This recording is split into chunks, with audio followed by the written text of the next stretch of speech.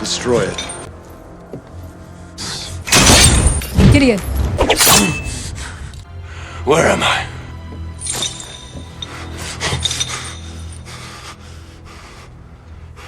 Noong 1795, ang scientist na si Victor Frankenstein ay lumikha ng isang tao gamit ang ilang bahagi ng katawan at kuryente. Ngunit nang makita niya ang sarili niyang nilikha, labis siyang natakot kaya binalot niya ito na parang isang mummy bago itinapon sa isang ilog. Ngunit dahil napakalakas ng nilalang, nakaligtas ito at nakaahon mula sa ilog na puno ng paghihiganti. Bumalik siya sa tahanan ni Victor at pinatay ang asawa nito habang tinatawag itong mata sa mata. Pagkatapos nito, nagtungo ang nilalang sa pinakadulong hilaga dahil hindi siya tinatablan ng matinding lamig. Sinubukan siyang sundan ni Victor upang makaganti rin, ngunit namatay siya dahil sa sobrang lamig. Kahit galit siya rito, nagpa siya pa rin ang nilalang na ilibing si Victor ng maayos sa sementeryo ng kanilang pamilya. Habang inililibing ito, may narinig siyang kakaibang ingay kaya agad siyang lumingon at nakita ang ilang demonyong nakatitig sa kanya. Gusto siyang isama ng mga ito, ngunit sa halip na sumama, nakipaglaban siya sa kanila.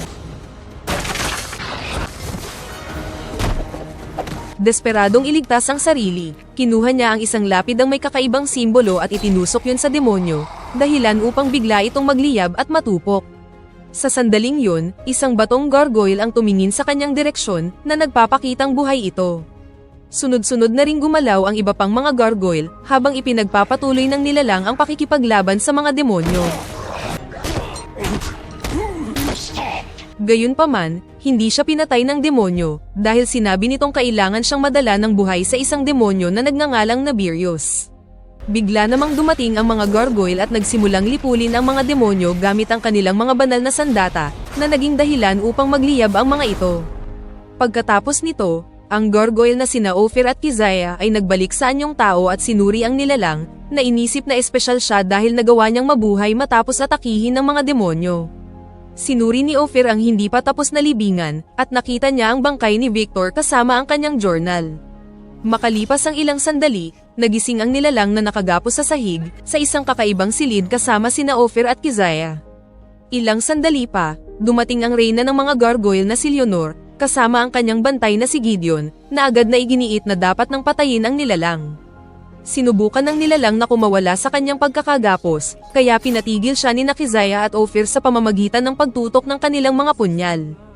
Nang ipaliwanag nilang gusto siyang kunin ng mga demonyo, lalo lamang naniwala si Gideon na dapat siyang patayin, ngunit pinigilan siya ni Leonor at tinitigan ang mga mata ng nilalang. Nakita niyang mas tao ito kaysa halimaw, kaya pinangalanan niya itong Adam. Pagkatapos ay pinalaya nila si Adam, at ipinasyal siya sa loob ng katedral. Ipinaliwanag ni Leonor na sinalakay si Adam ng mga demonyong nasa ilalim ng utos ng Dark Prince na si Nabirius, at ang order ng mga gargoyle ay itinatag ng dakilang arkanghel na si Michael. Ipinaliwanag ni Leonor na sagradong tungkulin ng mga gargoyle ang labanan ng mga demonyo, at pigilan ang mga itong lipulin ang sangkatauhan. Hiniling niya kay Adam na manatili sa kanila para sa sarili niyang kaligtasan, ngunit tumanggi si Adam dahil ayaw niyang makisali sa isang digmaang wala naman siyang kinalaman. Sa kabila nito, nais pa rin siyang protektahan ni Ophir at Keziah, kaya dinala nila siya sa silid ng mga sandata. Habang pumipili si Adam ng gagamiting armas, ipinaliwanag ng mga gargoyle na tanging mga pinagpalang bagay lamang ang kayang makasugat sa mga demonyo, kabilang ang banal na tubig at mga krus. Anumang bagay ay maaaring maging banal, basta lagyan ito ng pinagpalang simbolo ng order ng mga gargoyle. Kapag napatay ang isang demonyo, ang espiritu nito ay bumabagsak sa impyerno, kung saan mananatili itong nakakulong magpakailanman. Sa kabilang banda, ang mga gargoyle naman ay umaakyat sa langit kapag namamatay, at tanging mga nilalang na walang kaluluwa ang kayang pumatay sa kanila. Matapos subukan ng iba't ibang sandata, nakahanap si Adam ng isang bagay na akma sa kanya, at pagkatapos ay umalis na sa katedral. Samantala, inutusan ni Leonor si Gideon na itago ang journal ni Victor sa loob ng vault. Pagkatapos noon, nagsimulang maglakbay si Adam sa iba't ibang panig ng mundo, at lumipas ang daan-daang taon nang hindi man lang siya tumatanda. Patuloy siyang hinahanap at inaatake ng mga demonyo, kaya naging bihasa siya sa pakikipaglaban at nalaman kung paano mabilis na patayin ang mga ito. Sa paglipas ng panahon, na-realize ni Adam na saan man siya magpunta, palagi siyang mahahanap ng mga demonyo, kaya wala talaga siyang matatakasan. Dahil dito, nagpasya siyang bumalik sa lungsod at namangha sa laki ng ipinagbago nito, lalo na sa makabagong mga ilaw na makikita kahit saan. Determinadong alamin ang ugat ng kanyang problema, pumasok si Adam sa isang club at napansin ang isang partikular na lalaki na nakaupo sa isang mesa. Tahimik niya itong sinundan hanggang sa lumabas ito ng club. Sa isang madilim na eskinita, bigla siyang inatake ng isang demonyong nagtatago sa dilim, ngunit mabilis na nakapag-react si Adam at pinin ito sa pader, habang tinatanong kung saan niya matatagpuan si Nabirius. Sa mismong sandaling yun, dumating ang isang pulis kaya ginamit ni Adam ang demonyo bilang panangga. Gayunpaman, mabilis na nakawala ang demonyo sa pagkakahawak ni Adam, at pagkatapos ay pinatay ang pulis sa loob lamang ng ilang segundo. Sinubukan ng isa sa mga demonyo na tumakas kaya agad niya itong hinabol, pati sa pag-akyat nito sa pader ng isang gusali. Nang makarating si Adam sa rooftop, tumalon ang demonyo pababa at nakatakas. Susundan pa sana niya ito, ngunit biglang dumating ang isang gargoyle, na lumusong mula sa himpapawid at pilit siyang dinala palayo. Samantala sa loob ng isang misteryosong laboratorio, ang scientist na sina Tera at Carl ay nagsasagawa ng isang espesyal na eksperimento. Isang patay na daga ang nakakabit sa isang malaking makina, at nang paandarin nila ito, nagsimulang mangisay ang daga, bago biglang bumilis ang tibok ng puso nito hanggang sa tuluyang mag-cardiac arrest. Hindi nagtagal, kusang huminto ang makina dahil naabot na nito ang limit, ngunit natuwa si Carl dahil kahit papaano'y nagkaroon ng tibok ng puso ang daga sa loob ng ilang segundo. Lahat ng ito ay pinapanood ng tagapagpondo ng proyekto, na lumalabas na si Nabirius. Sa sandaling yun, dumating ang demonyong nakalaban ni Adam at ikinwento ang nangyari, ngunit inexaggerate nito ang buong pangyayari. Agad namang nabisto ni Nabirius ang kanyang kasinungalingan at sinuntok siya bilang parusa. Samantala sa labas, isang demonyo ang nakamasid habang dinadala ng gargoyle si Adam pabalik sa katedral. Pumasok sila sa loob ng bintana at nagbalik sa anyong tao ang gargoyle, na nabunyag na si Ophir. Maya-maya pa, lumitaw mula sa mga anino ang iba pang mga gargoyle, at ginapos ang mga braso at binti ni Adam bago siya itinaas sa ere, habang isinusuot naman ni Gideon ang isang bakal na collar sa kanyang leeg. Makalipas ang ilang sandali, itinali si Adam sa isang upuan, nang pumasok si Leonor upang ipaalala na ang kanilang digmaan ay kailangang isagawa ng palihim. Pinoint out ni Gideon na namatay ang pulis dahil sa kapabayaan ni Adam, kaya nagkasundo sila ni Leonor na mas mabuting manatili siyang nakakulong. Sa sobrang galit, sinabi ni Adam kay Leonor na wala rin siyang ipinagkaiba kay Nabirius. Dahil dito, panandali ang nagbago at naging parang gargoyle ang mukha ni Leonor. Samantala, inutusan naman ni Nabirius ang kanyang mga demonyo na dalhin sa kanya si Adam ng buhay. Agad na nagmarcha ang hukbo ng mga demonyo sa mga lansangan patungo sa katedral, habang binabantayan sila ng mga gargoyle mula sa kanilang mataas na pwesto. Nang makalapit na ang mga demonyo, sabay-sabay na sumalakay ang mga gargoyle. Isang mabangis na labanan ang sumiklab, habang walang awang isa-isang pinapatay ng mga gargoyle ang mga demonyo, na agad na nagliliyab at nagiging abo. Ngunit kalaunan, na-realize nilang isa lamang pala itong distraction. Ang demonyong si Zuriel ay nagtatago kasama ang libu-libong demonyo sa tuktok ng matataas na gusali, at maya-maya pa, sabay-sabay silang sumugod patungo sa katedral.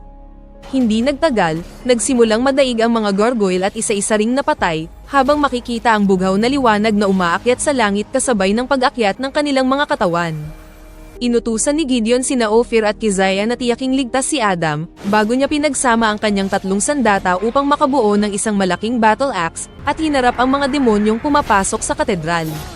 Napakabangis ng paglusob ng hukbo ng mga demonyo habang binabayo nila ang buong gusali, ngunit sina Gideon at ang 2 pang gargoyle ay mga pinakamahuhusay na mandirigma, na walang tigil na pumapatay ng mga demonyo sa pamamagitan ng kanilang pambihirang husay sa pakikipaglaban. Samantala, binabantayan ni Ophir at Keziah si Adam, na patuloy na iginigiit na dapat din siyang lumaban kung nais nilang manalo. Sa huli, napilitan si Ophir na pakawalan siya at binigyan ng isang sandata, sa mismong sandaling sinisimulan ng wasakin ng mga demonyo ang pintuan. Kaagad namang sumunod sina Ophir at Keziah, na pinapatay ang bawat demonyong na-miss ni Adam. Ngunit sa kasamaang palad, inatake si Keziah mula sa likuran at naparalisa sa matinding sakit, kaya wala siyang nagawa kundi panoorin si Ophir na inatake din hanggang sa tuluyang mapatay. Pagsapit ng 12:00 at pagkalembang ng kampana ng katedral, tumayo si Gideon sa tuktok nito at pinagmasdan ang battlefield. Nang makita niyang halos nalipol na ang kanyang mga kasamahan, umungol siya sa galit bago sumugod mula sa himpapawid, at pinagtataga ang bawat demonyong humaharang sa kanyang daraanan. Hindi nagtagal, nagsimulang umatras ang mga demonyo habang walang awa silang hinahabol ng natitirang mga gargoyle. Sa loob ng katedral, sinuri ni Adam ang sugat ni Keziah, ngunit tumanggi itong magpagamot. Inamin niyang matagal na silang nagmamahalan ni Ophir, ngunit hindi sila maaaring magkaroon ng relasyon dahil sa mga alituntunin ng kanilang order. Gayunpaman, hindi na yun magiging hadlang sa langit. Tahimik na pinanood ni Adam ang pag-akyat ni Keziah sa langit, kung saan muli nitong nakasama si Ophir. Pagkatapos nito, sinubukan ni Adam na kumuha ng impormasyon mula sa isang demonyong naiwan, habang si Leonor naman ay inutusan ng kanyang mga bantay na tulungan ng iba. Nang hindi inaasahan, isang demonyo ang sumugod sa bintana at inatake si Leonor, bago ito dinukot. Kalaunan, bumalik ang mga gargoyle dala ang isang nahuling demonyo, at paulit-ulit itong sinuntok ni Adam upang piliting sabihin kung nasaan si Leonor. Noong una, tumanggi itong magsalita, kaya nagbanta si Adam na ihahagis siya sa isang bukal ng banal na tubig, na naging dahilan upang magsimulang umusok ang katawan ng demonyo.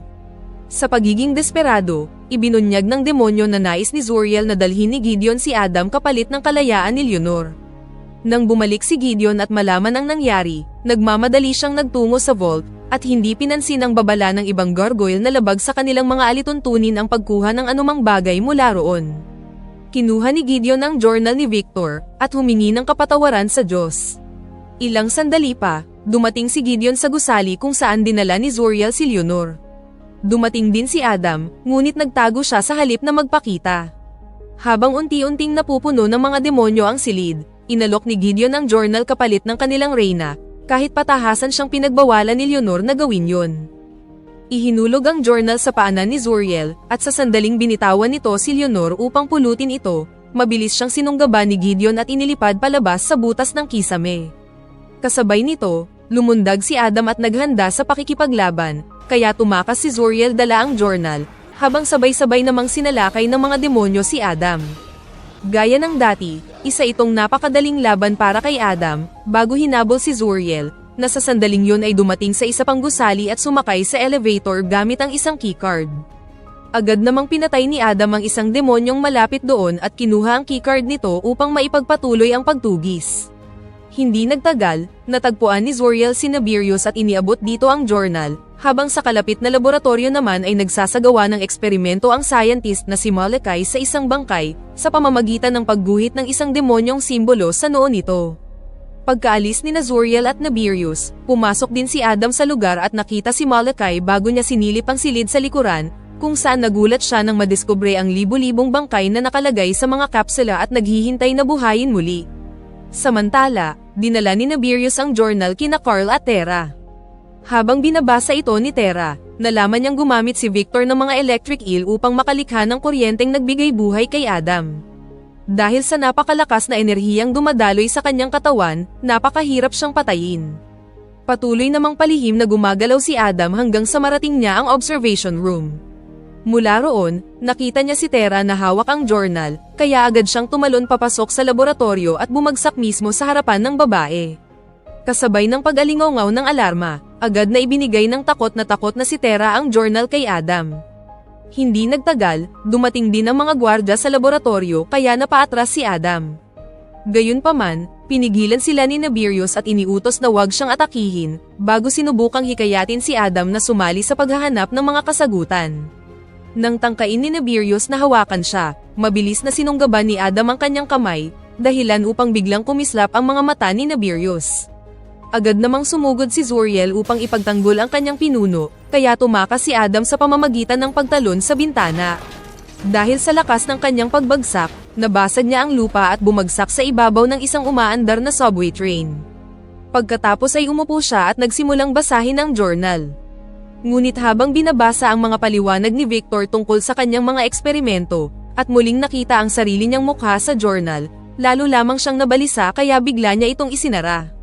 Samantala, pinauwi muna ni Nabirius si Tera upang magpahinga, dahil naniniwala siyang pupuntahan siya ni Adam upang matulungan siyang maunawaan ang nilalaman ng journal. Tama ang kanyang hinala, dahil hindi nagtagal ay palihim na sinundan ni Adam si Tera sa lungsod. Kalaunan, napansin ni Tera na may sumusunod sa kanya at sinubukan niyang magtago, ngunit bigla na lamang lumitaw si Adam sa kanyang likuran. Tinakpan niya ang bibig nito at nangakong hindi siya sasaktan. Pagkatapos siyang pakawalan, hiniling niyang sumama ito sa kanya. Sumunod si Tera habang ikinukwento ni Adam ang tungkol sa digmaan sa pagitan ng mga demonyo at mga gargoyle. Pagdating nila sa kanyang hideout, sinipa ni Adam ang pinto upang buksan ito, at ang malakas na ingay ay narinig ni Zuriel. Pagkatapos nito, ipinaliwanag ni Adam na nais ni Nabirius na matutunan ang pamamaraan ni Victor upang makabuo ng isang hukbo ng makapangyarihang mga nilalang na katulad niya.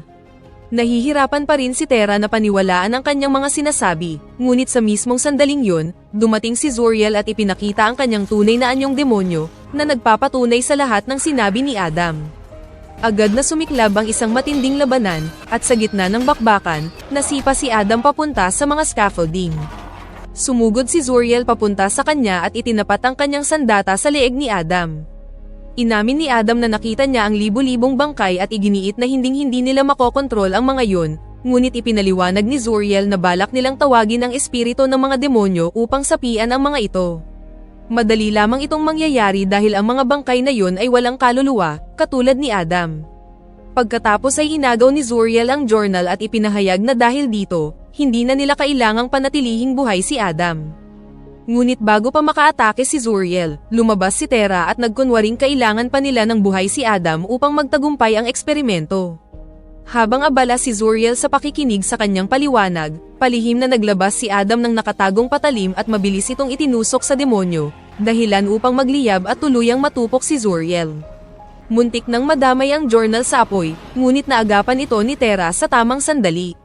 Pagkatapos ng insidente, bumalik ang dalawa sa hideout ni Adam, kung saan ginamot ni Tera ang kanyang mga sugat habang sinasabing magiging halimaw lamang siya kung pipiliin niyang kumilos na parang isa. Hindi nagtagal, natulog muna si Adam upang makapagpahinga, at sinamantala naman ni Tera ang pagkakataon upang tapusin ang pagbabasa sa journal. Nang magising si Adam, sinabi ni Tera na sapat na ang kanyang nabasa upang magaya ang pamamaraan ni Victor, at nais niyang tuparin ang pangako nito sa pamamagitan ng paglikha ng isang kompanyon para kay Adam. Sa mismong sandaling yun, tumawag si Carl kay Tera at nagkasundo silang magkita mamaya. Ngunit lingid sa kaalaman nila, binabantayan pala si Carl ng mga tauhan ni Nabirius, kaya narinig ng mga ito ang kanilang usapan. Pagkatapos ay umalis si Tera at mahigpit na sinabi kay Adam na huwag siyang sundan, kaya ibinigay na lamang ni Adam ang kanyang punyal bilang proteksyon. Pagdating ni Tera sa napagkasunduang lugar, nadiskubre niyang ginamit lamang nila si Carl bilang isang bitag. Sinubukan ni Tera na ipagtanggol ang sarili gamit ang punyal, ngunit mabilis na sinunggaban ng isang bantay ang kanyang kamay at dinisarmahan siya. Samantala, nagtungo si Adam sa katedral, kung saan agad siyang pinigilan ng mga gargoyle at dinala kay Leonor. Ikinwento rito ni Adam ang buong plano ni Nabirius tungkol sa mga bangkay, at inamin din niyang meron na siyang isang taong kailangang protektahan. Pumayag si Leonor na bigyan ng proteksyon sina Adam at Tera, kaya agad na umalis si Adam upang hanapin ang babae. Ngunit sa sandaling makaalis na siya, lihim na inutusan ni Leonor si Gideon na sundan si Adam at patayin ito pagkatapos mabawi ang journal. Habang naglalakad si Adam sa isang madilim na eskinita, may narinig siyang kakaibang ingay na nagbigay babala sa kanya. Dahil dito, pumasok siya sa isang gusali at kumuha ng isang emergency axe, bago nagpatuloy sa paghahanap. Pagdating niya sa kanyang hideout, nakita niyang nasa sahig na ang journal at wala na rin si Tera. Sa sandali ring yun, napansin niya ang isang anino sa salamin, ngunit bago pa siya makakilos, bigla siyang inatake ni Gideon, dahilan upang tumilapon siya sa pader. Nang muli sa kanyang sumalpok si Gideon, tumilapon si Adam sa isang pintuan at muntik nang mahulog sa malaking butas, ngunit mabilis niyang itinusok ang kanyang palakol sa sahig upang makakapit at hindi tuluyang mahulog. Lumapit si Gideon at sinipa ang palakol, ngunit sa kabutihang palad, nakahawak si Adam sa sahig sa huling segundo.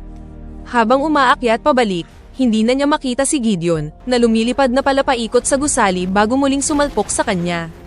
Sa huli, napunta sila sa labas, kung saan binitiwan ni Gideon si Adam upang magamit niya ang kanyang malaking palakol. Sumunod na lumapag si Gideon sa ibabaw niya, ngunit bigla itong napangiwi sa sakit nang ma-realize niyang natamaan siya ng sarili niyang sandata. Ipinaalala ni Adam na wala siyang kaluluwa, kaya maaari niyang patayin ng isang gargoyle, habang umaakyat ang bughaw na liwanag sa langit.